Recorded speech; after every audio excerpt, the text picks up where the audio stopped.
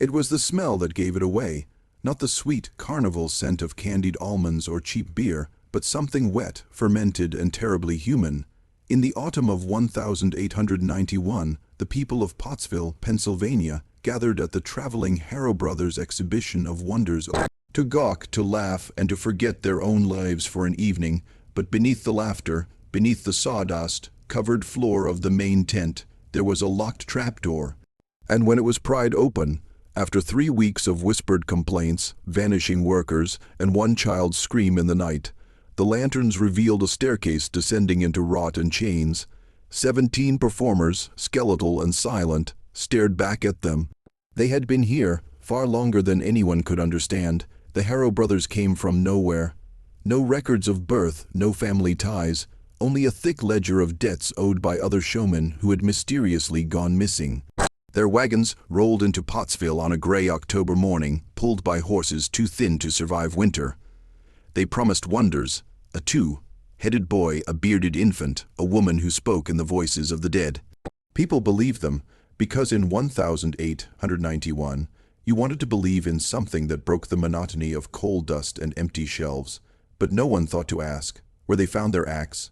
The scent began on the second night of the show. The townspeople assumed it was the animals. The Harrow Brothers kept their rare creatures in unventilated cages, but those who worked the tent claimed it was different, an acrid metallic rot that clung to clothing. The local priest suggested burning incense inside the tent before Sunday matinee. The Harrows agreed, smiling in a way that made the altar boys uneasy. Ellen Dyer, who ran the only respectable boarding house in Pottsville, noticed something strange about the Harrow Brothers. They never seemed to sleep, they never ate in public, and their performers rarely spoke. The glass-eyed twins kept their heads bowed. The accordion man flinched whenever someone came too close. Ellen swore she saw the albino dancer mouthing something silently one night, over and over, as if praying to something that wasn't God. It was the disappearance of 9-year-old Henry Boyle that finally stirred suspicion. Henry had been seen helping unload hay for the Harrow's animal cages. By evening, he was gone. His mother begged Sheriff Talcott to search the wagons. Talcott refused, claiming he needed proper cause to disrupt paying entertainment. 2 nights later, a young roustabout working the carnival staggered into the boarding house kitchen, mumbling about a door in the floor. When the sheriff was finally convinced by a mob of 30 men armed with lanterns and picks, he entered the main tent just after midnight. The Harrows were gone. The performers stood perfectly still, like mannequins in their places. In the center of the sawdust ring, partially hidden under a rug, was the trapdoor. The wood was warped, swollen from dampness. The men pried it open. What came up first was not air, but heat, and a stench that made the lantern-bearers gag. Then they heard it, metal dragging against stone in the dark below. The stone steps descended farther than the building above could have allowed. The walls dripped. Lantern light revealed the first figure, a man with limbs bent backwards at the joints, his wrists shackled high against the wall. Then another and another. All 17 bore the look of people who had not seen sunlight in years.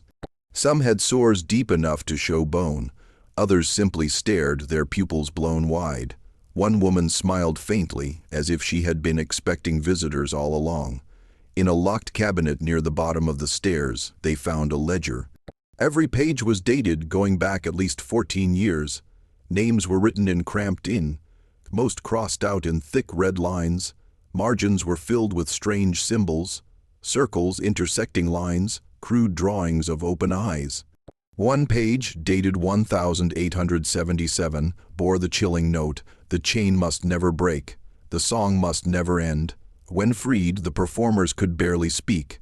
Their dialects were strange. Some seemed to mix languages that had no shared roots. The accordion man said he had been here since the year 1853.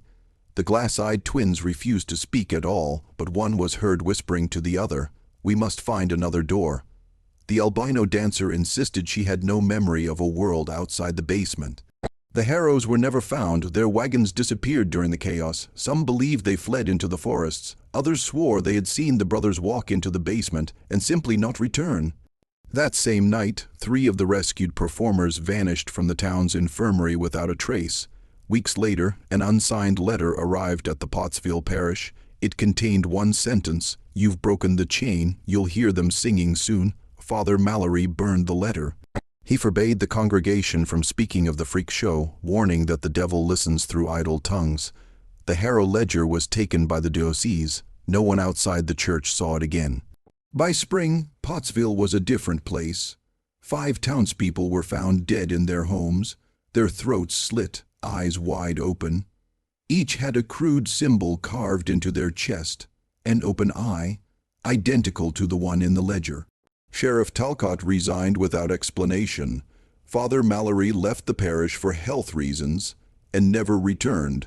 Miners began reporting a strange sound in the tunnels, faint rhythmic humming, like voices keeping time with pickaxes. The melody traveled from shaft to shaft, always ahead of the men, never behind. When described, it matched a lullaby the albino dancer had sung under her breath in the infirmary. In 1904, a photograph surfaced in a traveling museum exhibit in Philadelphia, purportedly showing rare American curiosities. In the center of the photo, behind a row of grinning townspeople, stood 2 men in identical long coats. The Harrow Brothers, and behind them, in the shadowed doorway of a tent, 17 thin, hollow-eyed figures. Pottsville learned its lesson. No one spoke of the freak show publicly again. Old families passed warnings in whispers to their children: don't follow the music, don't open the floor. The carnival grounds became overgrown, but some nights locals swore they could still see lantern light moving in the distance, as if wagons had returned to set up for another show. During a mine collapse in 1911, rescue workers broke into an uncharted shaft.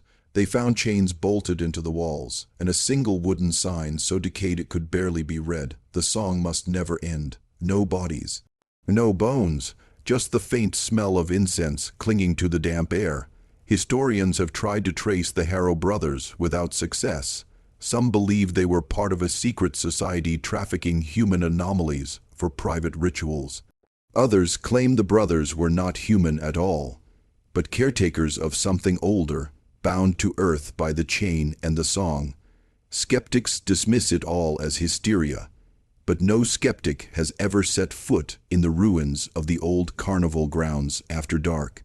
In 1926, a woman claiming to be the last surviving Harrow captive appeared in Chicago. She was toothless, her spine grotesquely curved.